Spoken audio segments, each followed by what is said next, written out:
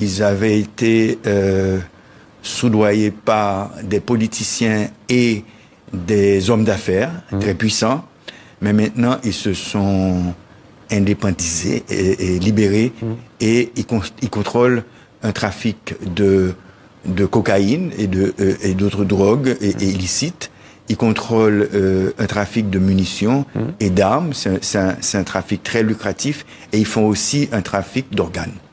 Trafic d'organes? Oui. C'est-à-dire?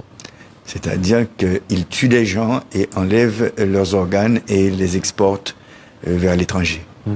Comment Haïti a-t-il pu en arriver là? Eh bien, c'est depuis le tremblement de terre. On a eu un effondrement de l'État. Ensuite, on a eu une présidence qui a légalisé les bandits.